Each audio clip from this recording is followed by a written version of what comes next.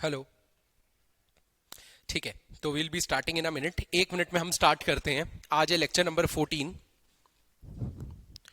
Will just wait कि लोग live आ जाएं।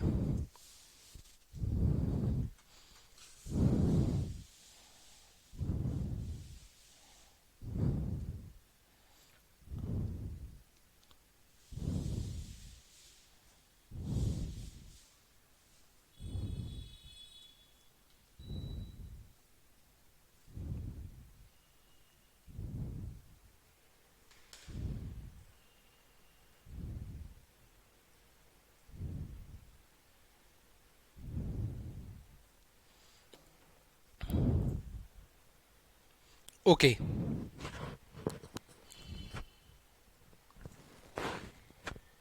हेलो एवरीवन, क्या आप लोगों को मेरी आवाज आ रही है?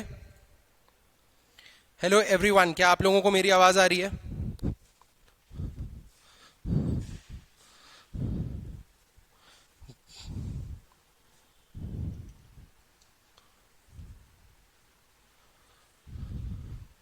ठीक है, ग्रेट। तो हम स्टार्ट करने वाले हैं लेक्चर नंबर 14 इंडियन इकोनॉमिक्स का। लेक्चर नंबर 14 इंडियन इकोनॉमिक्स का, जहां पे अगला टॉपिक है एग्रीकल्चर। तो सर, एग्रीकल्चर में क्या पढ़ना जरूरी है? इकोनॉमिक्स के पर्सपेक्टिव से एग्रीकल्चर कैसे सर इंपॉर्टेंट हो जाता है? ये तो एग्रीकल्चर यानी ज्योग्राफी का पार्ट होना चाहिए। तो सबसे पहले हम ये सारी चीजें समझेंगे कि एग्रीकल्चर क्यों हम इकोनॉमी के अंदर पढ़ रहे हैं, एग्रीकल्चर के अंदर हमें क्या क्या पढ़ना है, ये सारी चीजें हम देखेंगे और धीरे धीरे हम आगे बढ़ेंगे। By the time I request all of you to join. ठीक है, एक बार ज्वाइन इन कर लेते हैं बच्चे, तो then will be starting with the lecture.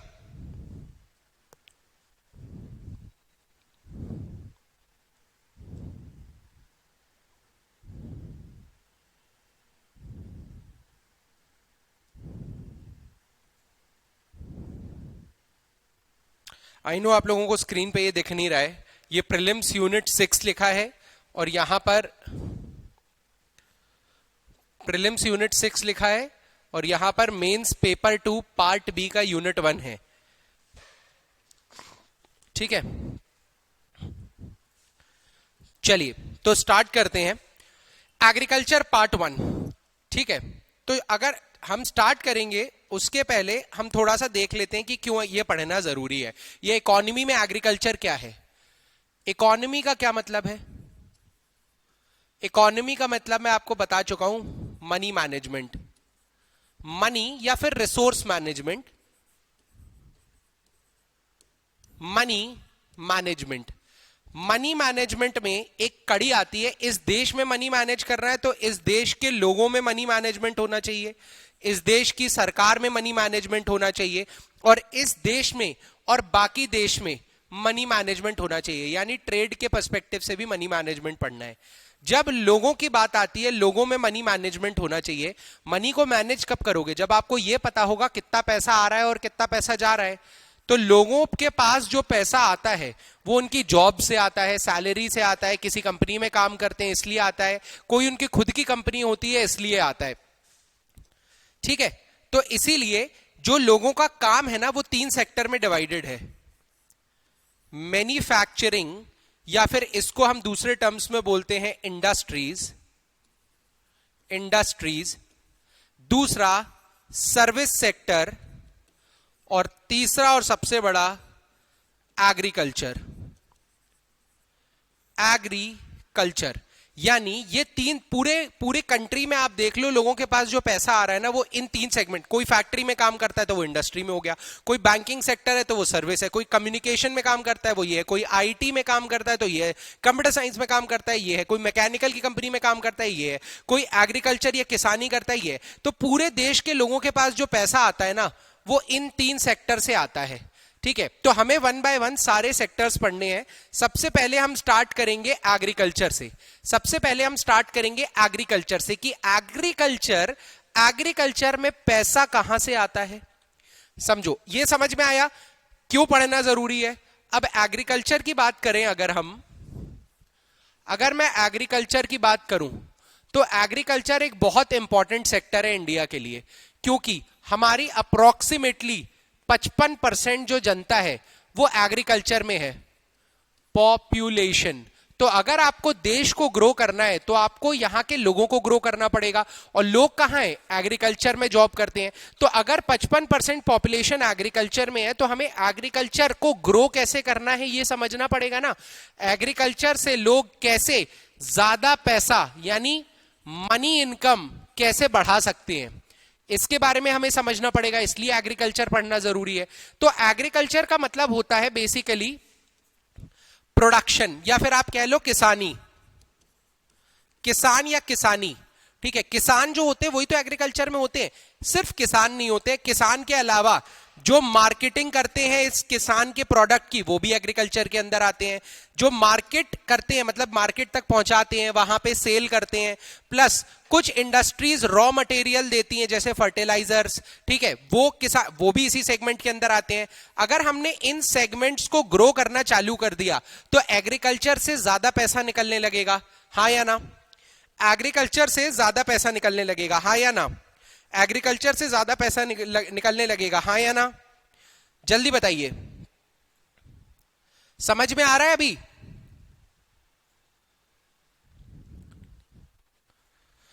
Agriculture से ज्यादा पैसा निकलने लगेगा, बिल्कुल सही बोल रहे हो सर।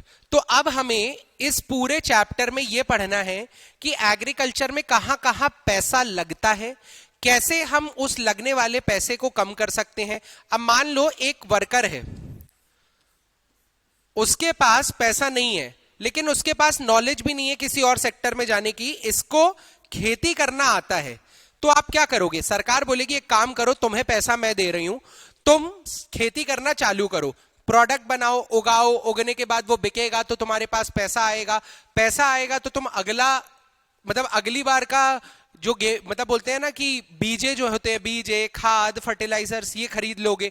अब ये खरीद लोगे तो अगली बार फिर तुम उगाओगे, अगली बार फिर पैसा आएगा। तो एक बार अगर सरकार ने इसको पैसा दे दिया तो कहीं ना कहीं इसका ग्रोथ चालू हो जाएगा, क्योंकि एक बार दिया, उससे जो कमाया वो अगली बार इसने लगाया, जो कमाया उसमें से थोड़ा सा खाया और बाकी फिर लगाया, तो इसकी ग्रोथ चालू हो जाएगी। तो अगर आपको देश को ग्रो करना है, देश में पैसा लाना है, तो आपको इन लोगों को ग्रो करना पड़ेगा। ये लोग होते हैं जैसे एग्रीकल्चर, इंडस्ट्री या सर्विस, तो तुम्हें इन सेक्टर्स को ग्रो करना है, इसीलिए हमें एग्रीकल्चर पढ़ना जरूरी है। तो एग्रीकल्चर में हम क्या पढ़ेंगे कि एग्रीकल्चर, देखो एग्रीकल्चर में पैसा कैसे बनाना है, एग्रीकल्चर में पैसा कैसे बनाना है। फॉर एग्जाम्पल, मैं एग्जाम्पल दे रहा हूं बस, आप दे देते हो सब्सिडीज, सब्सिडीज देने की वजह से, जैसे आपने फर्टिलाइजर पे सब्सिडी दे दी सरकार ने, तो अब ये फर्टिलाइजर पहले जो 500 रुपए लीटर बिकता था या 500 रुपए किलो बिकता था, अब ये 200 रुपए किलो, 50 रुपए किलो बिक रहा है ना? अब ये 50 रुपए किलो कोई भी किसान खरीद सकता है। तो किसान खरीदते हैं फर्टिलाइजर्स, अपनी जो वो उगा रहे हैं उसमें वो काम आता है, ठीक है, अपनी फसलों को अच्छा फर्टिलाइजर देते हैं, वो अच्छी खाद देते हैं, अच्छे बीजे देते हैं, तो फसल भी अच्छी होती है, वो मार्केट में अच्छा बिकती है, तो सबको कमाई भी होती है। तो सरकार जैसे सब्सिडीज देती है, उसके बाद जैसे देखो फसल उगाने के लिए इरिगेशन की जरूरत होती है, पानी की जरूरत होती है, तो इरिगेशन से रिलेटेड हम पैसा कैसे कर सकते हैं, कैसे इरिगेशन में लगने वाले पैसे को हम कम कर सकते हैं जिससे किसान को कम पैसा देना पड़े पानी या सिंचाई के लिए। तो उसके लिए कुछ गवर्नमेंट की स्कीम्स हैं, आपको ये पढ़नी है, सब्सिडीज की कोई स्कीम्स हैं, आपको ये पढ़नी है, ठीक है। ऐसे ही बीज, जैसे सब्सिडीज के अलावा जैसे किसान क्रेडिट कार्ड आया, किसान क्रेडिट कार्ड क्या होता है कि किसानों को अभी पैसा देने की जरूरत नहीं है, आपको ट्रैक्टर लेना है आप ट्रैक्टर ले लो, कोई दिक्कत नहीं है हमें, ठीक है। आपका एक किसान ट्रैक्टर ले लेता है क्रेडिट कार्ड पे, फिर धीरे धीरे चुकाता जाता है, लेकिन वो ट्रैक्टर उसकी इनकम को 4 गुना कर देता है, आप समझ रहे हो? तो 4 गुना इनकम हो गई, तो सरकार थोड़ा थोड़ा पैसा ले रही है, लेकिन उस किसान को उन्होंने आत्मनिर्भर बना दिया है। तो इसी तरीके से बहुत सारी चीजें होती हैं जो एग्रीकल्चर में पैसे को बढ़ाने के लिए यूज होती हैं। एग्रीकल्चर में पैसे को बढ़ाने के लिए यूज होती हैं या एग्रीकल्चर को डेवलप करने की जरूरत होती है, और उसी चीजों को हम एग्रीकल्चर के अंदर पढ़ेंगे। क्या ये चीज क्लियर हो गई? मैं जब भी पढ़ाता हूं आपको, मैं कोशिश करता हूं कि प्री तो आपका पूरा कवर हो, मेंस भी आपके 3 नंबर, 5 नंबर और 11 नंबर कवर होते जाएं। तो मेरी जो पूरी स्लाइड बनी है वो इसी हिसाब से बनी है। जैसे फॉर एग्जांपल सबसे पहले हम देखते हैं एग्रीकल्चर, तो क्यों एग्रीकल्चर पढ़ना जरूरी है? अगर आए कि एग्रीकल्चर का इंपॉर्टेंस, या कभी किसी मेंस के आंसर में आपको एग्रीकल्चर पे कुछ लिखना पड़े, तो 5 पॉइंट्स क्लियर है। सबसे पहले हमारी 2/3 यानी 60% जो पॉपुलेशन है ना, वो डायरेक्टली या इनडायरेक्टली एग्रीकल्चर पे निर्भर करती है। ठीक है, एग्रीकल्चर पे निर्भर करती है। 55% का जो हमारा लेबर फोर्स है, वो जो लोग काम कर रहे हैं ना, मैं पूरी पॉपुलेशन की बात नहीं कर रहा हूं, पूरी पॉपुलेशन का 70% जो है वो एग्रीकल्चर पे, 66% जो है वो एग्रीकल्चर पे डिपेंडेंट है। लेकिन काम करने वाले लोगों की बात करूं कि अगर पूरे लोग सिर्फ काम करने वाले जो लोग हैं, उनमें से 55% लोग एग्रीकल्चर में इन्वॉल्व है। इसलिए भी आपको एग्रीकल्चर पढ़ना जरूरी है, इसलिए भी आपको एग्रीकल्चर पढ़ना जरूरी है। इसके बाद एग्रीकल्चर जो है वो 15% ऑफ द एक्सपोर्ट्स में कंट्रीब्यूट करता है। 15% मतलब देखो, लोग ज्यादा इन्वॉल्व है, पैसा ज्यादा इन्वॉल्व है, टाइम ज्यादा लगता है, लेकिन कम करता है। लेकिन हाँ यार, 15% मायने रखता है। जो भी इंडिया दूसरी कंट्रीज को बेच रहा है, वही तो इंडिया की कमाई है। मैंने बताया था ना, इंडिया में उगाया, इंडियन को बेचा, वो कमाई नहीं होती है। वो एक तरीके से हमारे देश में उग रहा है, हमारे देश में ही हम बेच रहे हैं, तो चल रहा है। असली कमाई किसकी होती है? जो दूसरे देशों को बेचते हैं हम। तो जब एक्सपोर्ट की बात आती है, तो 15% एक्सपोर्ट एग्रीकल्चरल सेक्टर से होता है। ठीक है, इसके बाद जो बहुत सारी इंडस्ट्रीज हैं, जैसे जो हम इंडस्ट्रियल या मैन्युफैक्चरिंग सेक्टर की भी बात करें, उसमें जैसे कॉटन हो गया आपका, या फिर जूट हो गया, या फिर गन्ना हो गया, जो शुगर इंडस्ट्री है। इंडस्ट्री जो है वो मैन्युफैक्चरिंग सेक्टर में आएगी। कपड़ा मिल जो है वो मैन्युफैक्चरिंग सेक्टर में आएगा, बट उसको बनाने के लिए रॉ मटेरियल कहां से आता है? एग्रीकल्चर से आता है। इसलिए भी एग्रीकल्चर पढ़ना जरूरी है। और इसी के साथ साथ एग्रीकल्चर डायरेक्टली खाने के लिए रिस्पॉन्सिबल है। हम जो खा रहे हैं उसके लिए एग्रीकल्चर रिस्पॉन्सिबल है। हमारे जीवन जीने के लिए एग्रीकल्चर रिस्पॉन्सिबल है। बाकी 2 यूनिट्स अगर ठप हो जाए तो चल जाएगा, ठीक है, लेकिन चलेगा तो नहीं, बट हाँ, बाकी 2 यूनिट सिर्फ बोलते हैं ना सेकेंडरी यूनिट्स है। लेकिन प्राइमरी सेक्टर में आपका एग्रीकल्चर बहुत बड़ा रोल प्ले करता है, क्योंकि ये खाने से रिलेटेड है। तो दैट इज व्हाई एग्रीकल्चर अगर ग्रो करेगा तो इंडिया में सबको पौष्टिक आहार मिलेगा, खाना मिलेगा, फिजिकल डेवलपमेंट होगा लोगों का, और फिजिकल के साथ मेंटल डेवलपमेंट होगा, तो वो बेटर डिलीवर कर पाएंगे। ये 5 रीजन है। कभी भी एग्रीकल्चर की इंपॉर्टेंस पे कोई सवाल आता है मेंस में, ये क्रिस्टल क्लियर 5 पॉइंट्स हैं जो आपको मतलब 3.5 नंबर तो पक्का दिलवा देंगे। देखो 5 में से 5 भी मिल सकते हैं, लेकिन 5 में से 5 मिलते नहीं है। 3.5 नंबर बहुत ज्यादा होता है, बहुत ज्यादा। आप टॉप 10 में हो गए अगर आपको सारे क्वेश्चन में भी 3.5 4 मिल गए तो। ठीक है, चलिए आगे बढ़ते हैं। इसके बाद एग्रीकल्चर का एवोल्यूशन कैसे हुआ? तो देखो, एग्रीकल्चर कुछ फेजेस में डिवाइडेड है। ठीक है, एग्रीकल्चर कुछ फेजेस में डिवाइडेड है। डाउट किसी का कोई डाउट? क्लासरूम खोलो। अभी तक किसी का कोई डाउट?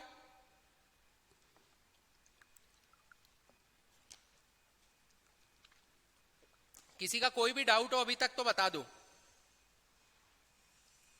क्लियर, चलो आगे बढ़ते हैं। ठीक है, देखो 1947 भारत आजाद होता है, लेकिन Bharat United states of America पे अपने खाने को लेके बहुत ज्यादा निर्भर है। अपने खाने को लेके बहुत ज्यादा निर्भर है। ठीक है, थोड़ा समझना पड़ेगा। जब पैसों की बात आती है ना, तो पहले आपको समझना पड़ेगा कि हो क्या रहा है एग्रीकल्चर सेक्टर में। अपने खाने को लेके इंडिया यूनाइटेड स्टेट्स पे बहुत ज्यादा निर्भर था अपने खाने को लेके। इसके बारे में मैं आपको पहले भी बता चुका हूं, और बाकी कंट्रीज पे भी था।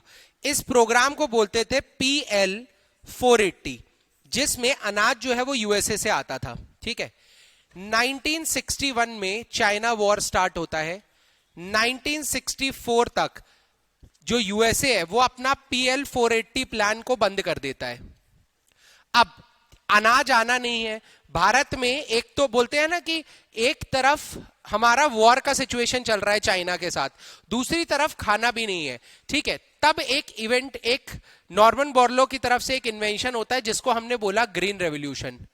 ग्रीन रेवोल्यूशन ने क्या किया, ध्यान से समझना। ग्रीन रेवोल्यूशन ने क्या किया? अच्छा, ग्रीन रेवोल्यूशन मतलब उस समय क्या होता था, ध्यान से समझो। 1964 में एक ऐसी सिचुएशन आ गई थी जब मतलब खाने को नहीं है, तो हमारे देश के प्रधानमंत्री ने एक वो किया था, लाल बहादुर शास्त्री थे कि आप एक टाइम खाना खाइए, एक टाइम खाना खाइए, अभी देश सच में मुश्किल में है। और किसानों से मतलब आग्रह किया था कि आप जितना ज्यादा उगा सकें कोई चीज उतनी ज्यादा उगाने की कोशिश करें। और उसी समय ये स्लोगन आया था, जय जवान जय किसान। क्यों जय जवान? क्योंकि जवान बॉर्डर पे लड़ रहा है उस समय, और जय किसान क्योंकि किसानों के पे पूरा देश निर्भर हो गया था। इस समय में एक रेवोल्यूशन होता है जिसको बोलते हैं ग्रीन रेवोल्यूशन। ग्रीन रेवोल्यूशन क्या था? अभी कहानी सुनो बस। ग्रीन रेवोल्यूशन, ग्रीन रेवोल्यूशन ने क्या किया? अच्छी क्वालिटी की सीड्स का इन्वेंशन किया। इस अच्छी क्वालिटी की सीड को अगर क्वालिटी रिसोर्सेज मिल जाएं, क्वालिटी रिसोर्सेज का क्या मतलब है ध्यान से समझना। गुड इरिगेशन, अच्छा पानी मिले, गुड फर्टिलाइजर्स, अच्छे फर्टिलाइजर्स मिले, ठीक है, और गुड केयर, यानी बाकी एनवायरमेंट, क्लाइमेट हल्का फुल्का, मतलब मिट्टी नरम होनी चाहिए, बहुत सारी कंडीशन थी। तो ग्रीन रेवोल्यूशन ने फसल के उत्पादन को, जो प्रोडक्शन था उसको 20 टाइम्स बढ़ा दिया।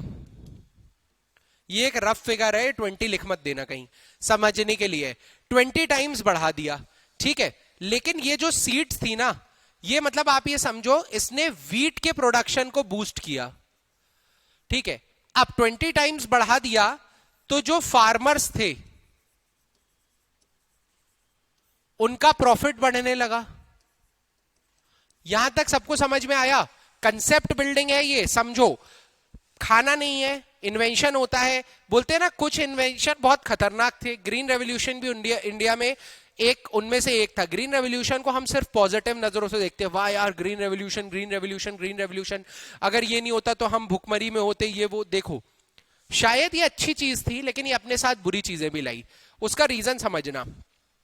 क्वालिटी सीड वीट की थी, क्वालिटी रिसोर्सेज की जरूरत थी। अब आप लोग मुझे बताओगे क्वालिटी रिसोर्सेज की जरूरत है तो ये रिसोर्स हर फार्मर दे पाएगा क्या? अच्छा इरिगेशन, अच्छे फर्टिलाइजर्स नहीं, अच्छा लैंड, बड़े लैंड की जरूरत होती थी।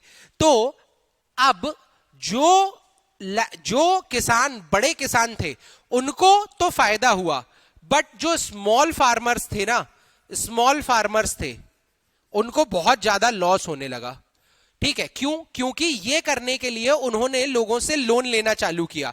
अनसिक्योर्ड लोन होता है ना, मतलब 15-15, 20-20% इंटरेस्ट रेट पे, 36-36% इंटरेस्ट रेट पे जो लैंडलॉर्ड्स होते थे उनसे स्मॉल फार्मर्स ने लोन लेना चालू किया। लोन लेने के बाद इनमें से 10-12% स्मॉल फार्मर्स को फायदा हुआ, लेकिन बाकी 80% जो स्मॉल फार्मर्स थे उनको लॉस हुआ। क्योंकि कितना लोन लेते हैं, ये बहुत बड़ी फैसिलिटीज है, छोटी मोटी फैसिलिटीज नहीं है। तो अब बहुत बड़ी फैसिलिटीज होने के कारण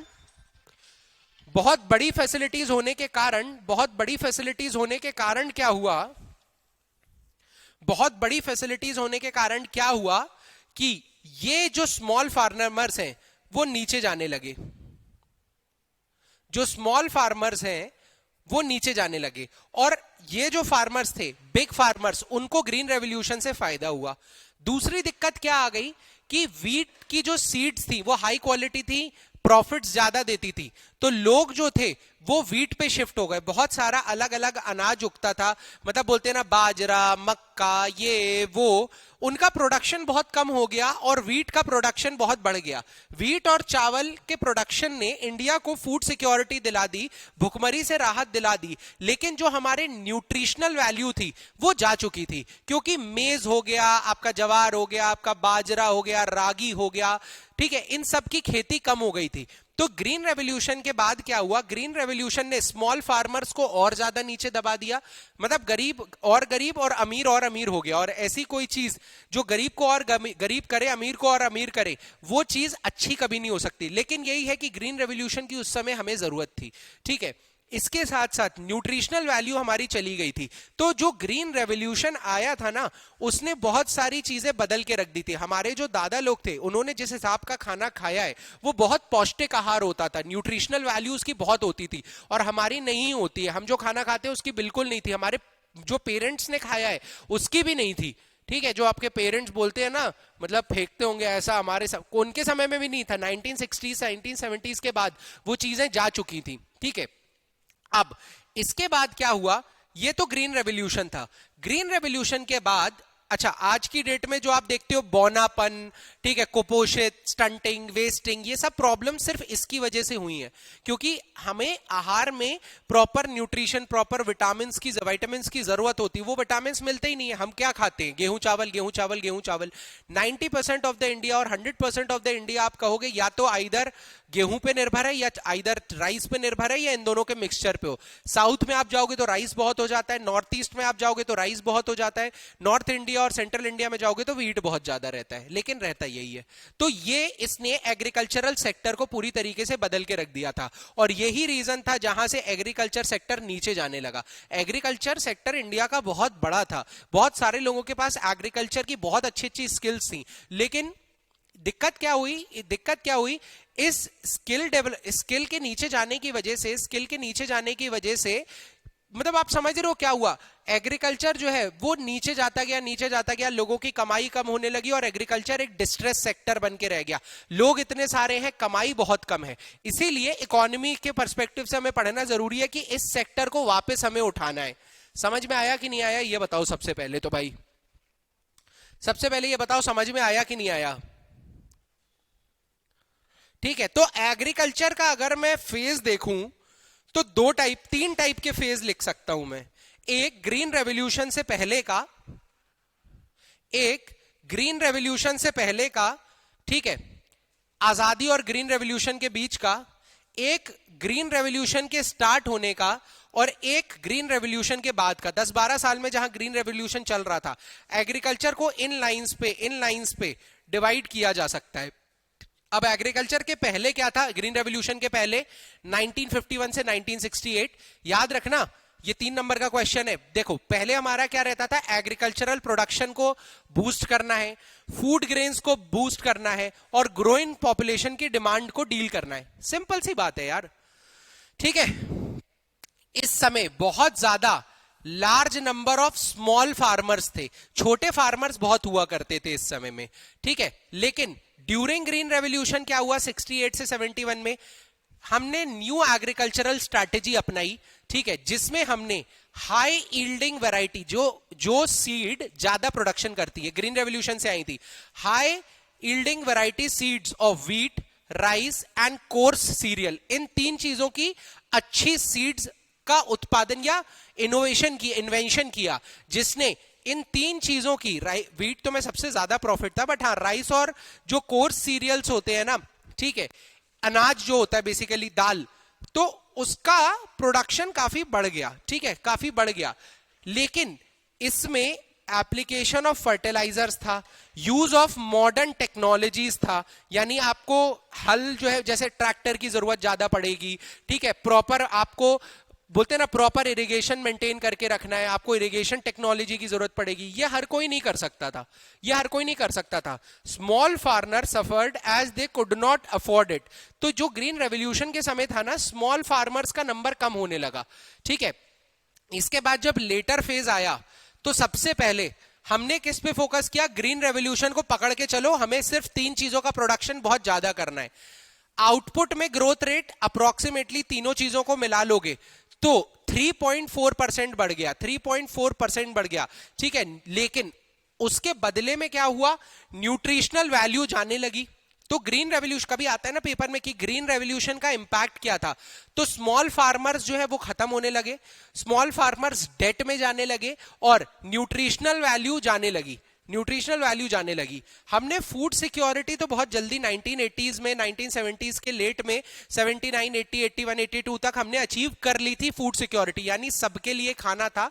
आज भी सबके लिए खाना है, वो तो मिल नहीं पाता, वो अलग प्रॉब्लम है, वो डिस्ट्रीब्यूशन और लॉजिस्टिक्स यानी ट्रांसपोर्टेशन की प्रॉब्लम है, स्टोरेज की प्रॉब्लम है।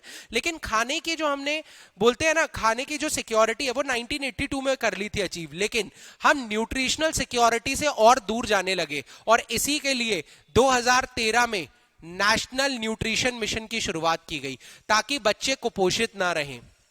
ठीक है, small farmer were in huge debts and economy start becoming imbalanced, यानी जो अमीर था वो और अमीर, गरीब और गरीब।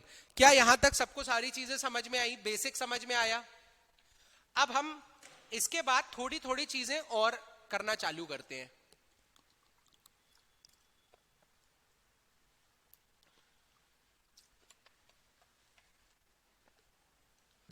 देखो, अब आता है पब्लिक डिस्ट्रीब्यूशन सिस्टम। अब धीरे धीरे हम एग्रीकल्चर के अंदर घुस रहे हैं। एग्रीकल्चर मेनली जो रिलेटेड है वो खाने से और नॉन फूड से रिलेटेड है।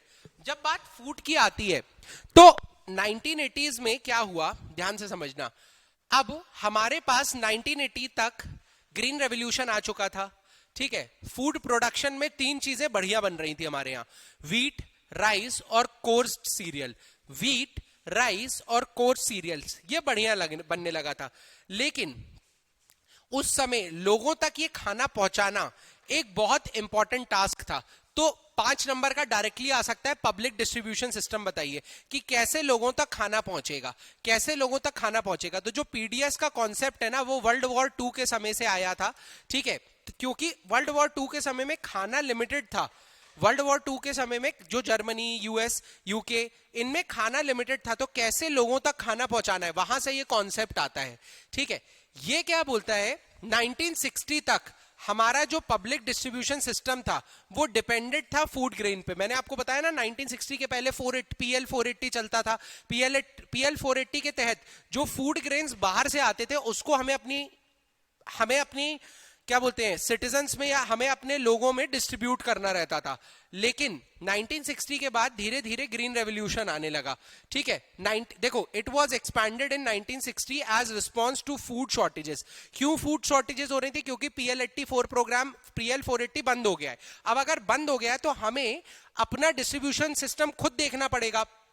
तो इसीलिए उस समय 2 चीजों की शुरुआत हुई थी। एग्रीकल्चर प्राइस कमीशन सेटअप किया गया था और फूड कोऑपरेशन ऑफ इंडिया को सेटअप किया गया था। ये मैं ऑलरेडी बता चुका हूं। वैसे फूड कोऑपरेशन ऑफ इंडिया को सेटअप किया गया था और एग्रीकल्चरल प्राइसेस कमीशन को सेटअप किया गया था। क्यों सेटअप किया गया था भाई? क्यों सेटअप किया था? क्योंकि ये जो फूड ग्रेन अब हम बना रहे थे या उगा रहे थे उसको अपने लोगों में बेचना है। ठीक है, अरे हाँ ये है ना, ठीक है। अब इसके बाद हमने लोगों तक वो माल पहुंचाना चालू किया, 1 रुपए, 2 रुपए, 3 रुपए किलो। लेकिन इसके बाद क्या हुआ, जब एग्रीकल्चर अच्छा करने लगा यानी हमारी फूड सिक्योरिटी अचीव हो गई, फिर भी लोग अनाज नहीं खरीद पा रहे थे। क्यों? क्योंकि फेक या फिर करप्शन बहुत ज्यादा था, बहुत ज्यादा अनाज जो है वो ब्लैक मार्केट में बिकता था। तो तब आया कि टारगेटेड पीडीएस चालू करना है। हमें सिर्फ पब्लिक डिस्ट्रीब्यूशन सिस्टम नहीं करना है कि लोगों तक खाना पहुंचे, सही लोगों तक खाना पहुंचे, इसलिए टारगेटेड पीडीएस की शुरुआत की गई। बस जल्दी से देख लो, 1997 में इसकी शुरुआत की गई थी और सरकार ने टीपीडीएस लॉन्च किया था टू फोकस ऑन पुअर। ऐसा नहीं है कि हमें सबको देना है। अब हमें देखो, पहले अनाज सब तक जाता था, बहुत कम रेट्स होते थे उस समय, लेकिन अब हमें सब तक नहीं देना है। सब लोग अच्छा कमा रहे हैं, तो हमें सिर्फ फोकस करना है पीडीएस पे, यानी टारगेट करना है पुअर लोगों को। ठीक है, तो जो टीपीडीएस थे ना, उसके अंदर 2 कैटेगरी बनाई गई और आपका जो टर्म है ना बिलो पॉवर्टी लाइन, वो 1997 में आता है। एक कैटेगरी होगी बिलो पॉवर्टी लाइन, एक कैटेगरी होगी above poverty line. Above poverty line को थोड़े कम रेट्स में मिलेगा, लेकिन बीपीएल को और ज्यादा कम रेट्स में मिलेगा। ठीक है, हमें पूरी कंट्री में सेम रेट पे नहीं देना है, हमें पूरी कंट्री में जो गरीब है उनको और सस्ता देना है और जो थोड़े अमीर है उनको कम सस्ता देना है।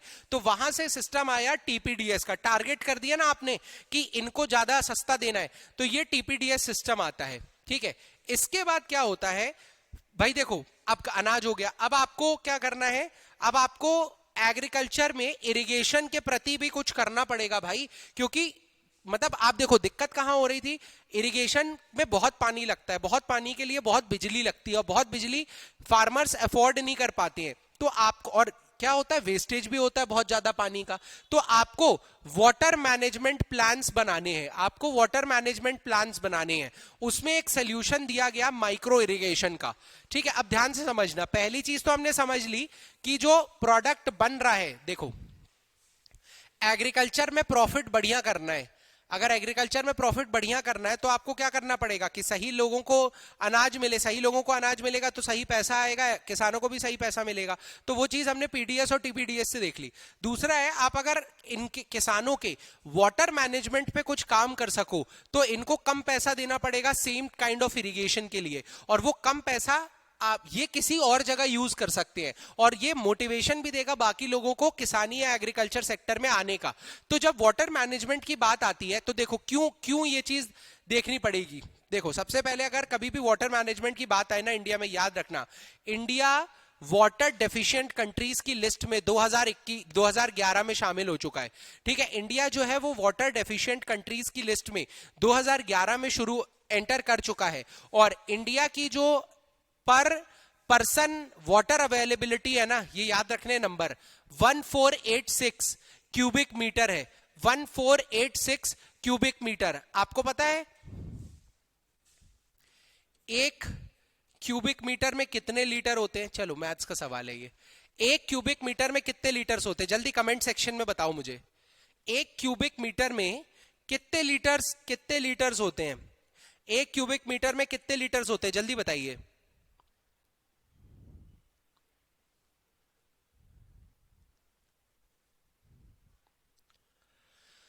हाँ जल्दी बताओ भाई।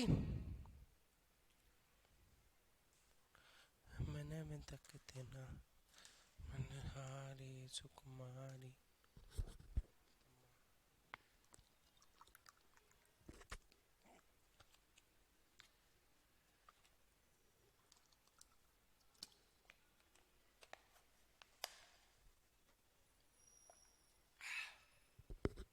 नहीं पता? 1 मीटर क्यूब में 1000 लीटर होते हैं, ये याद रखना। ठीक है, 1 मीटर क्यूब में 1000 लीटर होते हैं। तो इतने 1000 लीटर 1486000 इतने 1000 लीटर की रिक्वायरमेंट होती है मुझे। ठीक है, पर कैप्टा अवेलेबिलिटी। ठीक है, तो इतनी अवेलेबिलिटी है अभी, लेकिन पूरा पानी हर चीज के लिए यूज नहीं किया जा सकता। तो इंडिया की पर कैप्टा अवेलेबिलिटी आपको पता होनी चाहिए। इसके बाद अगर 1700 किलो लीटर्स, ये 1486 किलो लीटर, ये देखो लीटर है ना यार, तो ये 1000 को अगर आप अलग कर दोगे तो इसको आप 1486 लिख सकते हो, 1486 किलो लीटर। 1700 से ये नंबर याद रखना, अगर 1700 किलो लीटर से कम वाटर अवेलेबिलिटी है, 1700 किलो लीटर से कम वाटर अवेलेबिलिटी है, तो हम उस कंट्री को वाटर डेफिशिएंट बोलते हैं। तो ये है कि इंडिया वाटर डेफिशिएंट हो गया। इसके बाद एक सोल्यूशन इनमें आता है, एक है माइक्रो इरिगेशन, यानी स्प्रिंकलर से करो, ड्रिप इरिगेशन करो, फॉगर्स का यूज करो, ड्रिपर्स का यूज करो। ये एक तरीका है जिससे हम, जैसे पानी पेड़ यहां पर है तो इसी के ऊपर आप बूंद बूंद बूंद बूंद बूंद बूंद गिराते जाओ, कोई दिक्कत नहीं है, दिन भर गिरने दो। बूंद बूंद गिरने से क्या होगा, एक तो वेस्टेज नहीं होगा, एक बूंद गिरी वो अब्जॉर्ब हुई, दूसरी बूंद गिरी वो अब्जॉर्ब हुई, इस तरीके से अब्जॉर्प्शन चलेगा। लेकिन अगर आप एक बार में पानी डाल दोगे तो थोड़ा थोड़ा करके पानी अब्जॉर्ब हो रहा है, लेकिन बाकी पानी जो है वो वेस्ट हो जाता है, उड़ जाएगा। ठीक है, आप समझो कि धूप तेज होगी तो उड़ जाएगा, नालियां बनी होंगी या ढलान होगी, ग्रेडियंट होगा तो नीचे बह जाएगा। तो इसीलिए जो हमारे पानी डालने का तरीका है, ऐसे करके हम मग्गे से डाल देते हैं ना, तो गमले में ये चीज समझ में आती है। गमले में भी अगर धूप होगी ना तो वो पानी उड़ जाएगा, धीरे धीरे अब्जॉर्ब कर रहा है, धीरे धीरे अब्जॉर्ब कर रहा है प्लांट, लेकिन बाकी पानी उड़ गया। उतना ही पानी अगर आप ड्रॉप करके डालो तो आपको नहीं लगता कि बेटर वे में यूज हो पाएगा। तो इसीलिए कॉन्सेप्ट आया कि यार अगर आपको एग्रीकल्चर में अगर आपको एग्रीकल्चर में जरूरत है किसी चीज की, अगर आपको एग्रीकल्चर में जरूरत है किसी चीज की तो वो है माइक्रो इरिगेशन। तो माइक्रो इरिगेशन के लिए बहुत सारे प्रोजेक्ट्स कराए गए, 5-5 नंबर में ये प्रोजेक्ट कभी भी आ सकते हैं। पहला था एक्सेलरेटेड इरिगेशन बेनिफिट प्रोग्राम, 1996-97 में ये लॉन्च होता है। ये क्यों लॉन्च होता है? उस समय ये नहीं था, उस समय 1997 में मेनली ये था कि यार आपको इरिगेशन फैसिलिटीज को सेटअप करने के लिए जो पैसे की जरूरत है ना, वो लोन मिल जाता था आपको। तो कोई किसान है वो एग्रीकल्चर के नाम पे लोन लेना चाहता है तो वैसे नहीं मिलेगा उसको बैंक से, लेकिन एक्सेलरेटेड इरिगेशन बेनिफिट प्रोग्राम के तहत, ठीक है, एक्सेलरेटेड इरिगेशन बेनिफिट प्रोग्राम के तहत उसको लोन मिल जाता था कंप्लीट इरिगेशन प्रोजेक्ट्स के लिए। ये किस मिनिस्ट्री के अंदर आता था? मिनिस्ट्री ऑफ वाटर रिसोर्सेज, जो कि अब जल शक्ति मिनिस्ट्री हो चुकी है। मिनिस्ट्री ऑफ एग्रीकल्चर के अंदर नहीं आएगा, ये याद रखना। इसका मेन ऑब्जेक्टिव क्या था कि जो इरिगेशन प्रोजेक्ट्स है ना उनको पूरा किया जा सके, इरिगेशन जो प्रोजेक्ट्स हैं उनको पूरा किया जा सके। और बाद में इस स्कीम को प्रधानमंत्री कृषि सिंचाई योजना के तहत मिला दिया गया। तो 5 नंबर इस पे अगर कभी आता है ना तो लिख सकते हो, वैसे तो नहीं आएगा बट फिर भी मैंने आपको बता दिया। इसके बाद जब प्रधानमंत्री कृषि सिंचाई योजना की बात की जाती है तो आपको इस स्कीम के बारे में भी पता होना चाहिए। कब लॉन्च की गई? 2015 में ये लॉन्च की गई। ये एक इंपॉर्टेंट स्कीम है। अब अगर एक प्रदेश की बात की जाए तो इस स्कीम के तहत जो खर्चा हो रहा है उसमें से सेंटर 75% खर्चा उठाएगा और स्टेट्स को 25% उठाना है।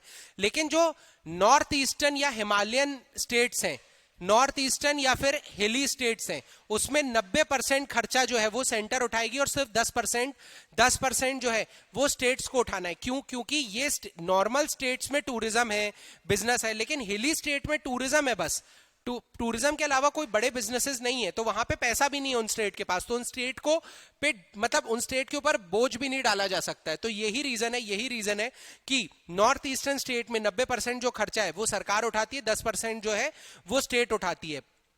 अब इसके अंदर क्या क्या चीज है, कृषि सिंचाई योजना के ऑब्जेक्टिव क्या है? तो देखो, सबसे पहले ये ऑब्जेक्टिव है कि जो कल्टिवेबल एरिया है ना वहां पर पानी पहुंचे। सिंचाई की बात हो रही है ना तो पानी की बात होगी, वहां तक पानी पहुंचे। इस कंपोनेंट का नाम रखा गया हर खेत को पानी अभियान। हर खेत को पानी अभियान, हर खेत को पानी अभियान। सिमिलरली जो वाटर का यूज है ना वो एफिशिएंटली यूज हो, यानी वाटर सेविंग टेक्नोलॉजीज को बढ़ावा देना भी इस प्रोग्राम का एक ऑब्जेक्टिव है, जिसका नाम रखा गया पर ड्रॉप मोर क्रॉप या मोर क्रॉप पर ड्रॉप। ठीक है, दोनों लिख सकते हो, पर ड्रॉप मोर क्रॉप है वैसे वो, पर ड्रॉप मोर क्रॉप, यानी एक बूंद पानी में ज्यादा, अब हम ज्यादा उगाएंगे। ठीक है, और इसके साथ तीसरा ऑब्जेक्टिव क्या था इसका? तीसरा ऑब्जेक्टिव था कि जो पानी बना हुआ है, जो हमारा वाटर लेवल है ग्राउंड का, उसको दोबारा ऊपर कर रहा है। क्योंकि अभी क्या हुआ है, इतना ज्यादा वेस्टेज हुआ है कि फालतू पानी चला गया है, केमिकल्स बहुत ज्यादा बढ़ गए हमारे ग्राउंड वाटर में। तो recharge the aquifers and introduce sustainable adoption of precision irrigation, यानी precision irrigation technology। ये वर्ड याद रखना, मेंस में अगर कभी इरिगेशन की बात आए ना तो ये वर्ड याद रखना, पर ड्रॉप मोर क्रॉप, हर खेत को पानी, प्रिसीशन एग्रीकल्चर, माइक्रो इरिगेशन। ये कुछ टर्म्स हैं जो इरिगेशन को और बेहतर बनाने में हेल्प करती हैं, इरिगेशन को और बेहतर बनाने में हेल्प करती हैं। समझ में आया? तो कृषि सिंचाई योजना से हमने एग्रीकल्चर में इरिगेशन को बेहतर या सस्ता या अवेलेबल बनाने के लिए कुछ प्रयास किए हैं। क्या यहां तक सबको समझ में आया?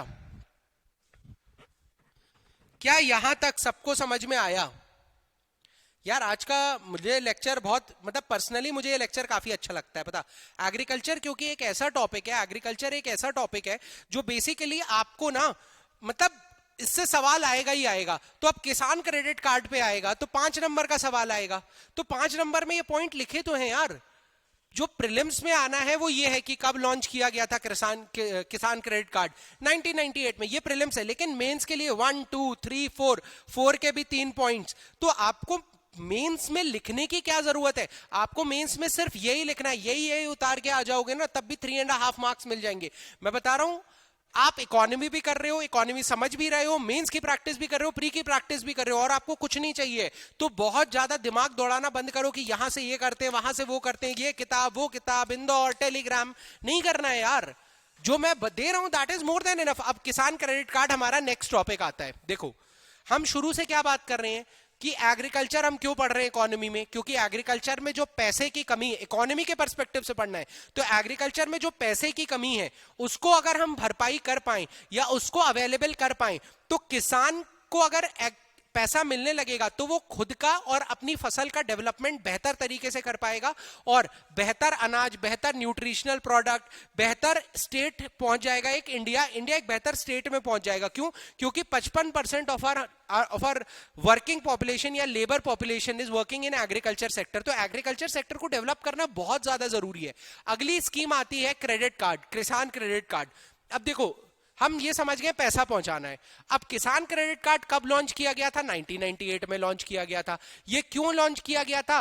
क्योंकि जो किसान है उसको शुरू में तो देखो, जो बीजे वीजे आते हैं वो ठीक ठाक रेट्स पे मिल जाते हैं।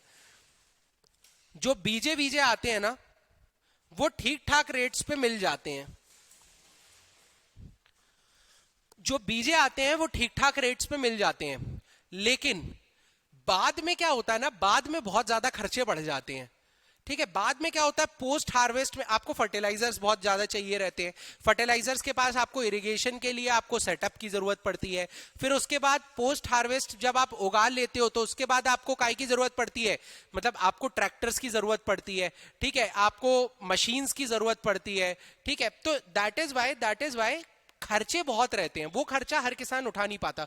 तो किसान क्रेडिट कार्ड का ऑब्जेक्टिव ही था कि जैसे पोस्ट हार्वेस्ट खर्चे हो गए, पोस्ट हार्वेस्ट करने के बाद अपने प्रोडक्ट को बेचने के लिए भी तो आपको कुछ चीजें चाहिए, तो वो मार्केटिंग खर्चे हो गए। ठीक है, इसके बाद शॉर्ट टर्म परचेजेस होती है जैसे फर्टिलाइजर, सीड्स, इन सब के लिए खर्चे हो गए। तो इन सब खर्चों के लिए एक टर्म आया था किसान क्रेडिट कार्ड। किसान क्रेडिट कार्ड, किसान क्रेडिट कार्ड, किसान क्रेडिट कार्ड में क्या होता है, किसान क्रेडिट कार्ड में आपको लोन मिल जाता है। लॉन्च हुआ था 1998 में।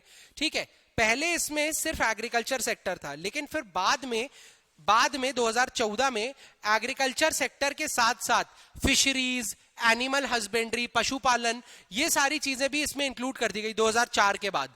ठीक है, 2004 में इसको नॉन एग्रीकल्चरल सेक्टर में भी मतलब लेके जाया गया, और उसके बाद एनिमल हस्बेंड्री और फिशरीज भी इसमें इन्वॉल्व है। कोई प्रोसेसिंग फी नहीं लगती आपका किसान, जैसे बाकी क्रेडिट कार्ड में प्रोसेसिंग फी लगती है ना, किसान क्रेडिट कार्ड में आपकी कोई फी नहीं लगती। और बिना, देखो, अब आप लोन लेते हो तो आपको कोई कोलैटरल या फिर कुछ चीज गिरवी रखनी पड़ती है। ठीक है, तो वो गिरवी रखने के लिए आप रख सकते हो, लेकिन पहले 1 लाख लिमिट थी, अब है 1.6 लाख तक, 1.6 लाख तक आपको कोई कोलैटरल रखने की जरूरत नहीं है। ये आपका 5 नंबर का पूरा किसान क्रेडिट कार्ड। ठीक है, किसान क्रेडिट कार्ड। चलो, तो आई थिंक कि काफी हमने कवर अप कर लिया है, टाइमिंग भी हो चुका होगा अभी तक, तो अप्रोक्सीमेटली पूरा ही हो गया है। आज जल्दी खत्म कर लिया, मुझे लगा था कि, और मैंने इसलिए इतनी स्लाइड्स बनाई थी। चलिए कोई नहीं, बट हाँ, आपको एग्रीकल्चर समझ में आ गया कि नहीं आया ये बताइए। हम एक क्लास और लेंगे एग्रीकल्चर की, उसमें जो बाकी बची हुई चीजें हैं वो देखेंगे। फिर एक क्लास लेंगे हम इंडस्ट्री की, इंडस्ट्री के डेवलपमेंट के लिए सरकार ने क्या किया है, कैसे इंडस्ट्रियल सेक्टर में हम पैसा बढ़ा सकते हैं या पैसा बना सकते हैं, सर्विस सेक्टर के विकास के लिए सरकार ने कौन कौन सी स्कीमें ली हैं। तो ये सेक्टर्स को हमें पढ़ना है, क्योंकि ये सेक्टर्स अगर ग्रो करेंगे तो इनमें काम करने वाले लोगों को भी पैसा ज्यादा मिलेगा, उनकी भी ग्रोथ होगी, और अगर उनकी ग्रोथ होगी तो कहीं ना कहीं इस देश की ग्रोथ होगी। और अगर उनकी ग्रोथ होगी पैसे के मामले में, तो इकोनॉमी में तो हमें यही करना है ना कि लोगों के हाथ में ज्यादा पैसा आए। इकोनॉमी का तो पूरा ऑब्जेक्टिव ही ये है। समझ में आया कि नहीं आया? I hope. देखो, आज मुझे पता है कि लिखने के लिए बहुत ज्यादा कंटेंट था। ठीक है, आप लोग ये नोट डाउन कर सकते हो। बाकी अगर आप लोगों को कोई डाउट हो तो आप पूछ लो, किसी भी चीज से रिलेटेड कोई डाउट हो तो पूछो। किसी भी चीज से रिलेटेड कोई डाउट्स हो तो पूछो।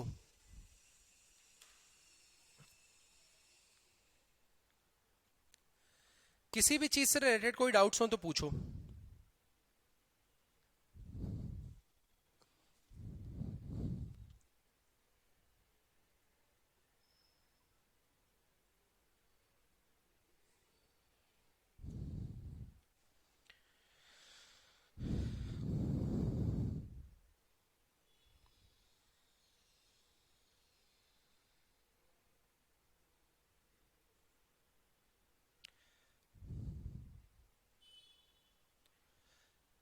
PYQs रिलेटेड टू एग्रीकल्चर मैं कल कर दूंगा, ये चीज मैं सोच ही रहा था वैसे बहुत दिन से। मेंस के जो प्रीवियस ईयर के क्वेश्चंस है ना वो मैं क्लास में सॉल्व कराना चालू करूं, लेकिन देखो मोर और लेस इसी तरीके के क्वेश्चंस आते हैं, मोर और लेस इसी तरीके के क्वेश्चंस आते हैं, कोई इसमें बड़ी चीज नहीं है। समझ में आ रहा है, प्रैक्टिस कर रहे हो, करा दूंगा मैं, उसकी चिंता मत कीजिए इशरत, वो हो जाएगा, जब इतना करा दिए तो वो भी करा ही दूंगा। चलिए ठीक है, thank you, all the best, let us meet tomorrow. ठीक है, अभी आपकी मॉडर्न हिस्ट्री की क्लास है, आपकी एंशिएंट हिस्ट्री की क्लास है, तो वो कवर अप कर लीजिएगा 3:30 बजे से। Thank you and all the best.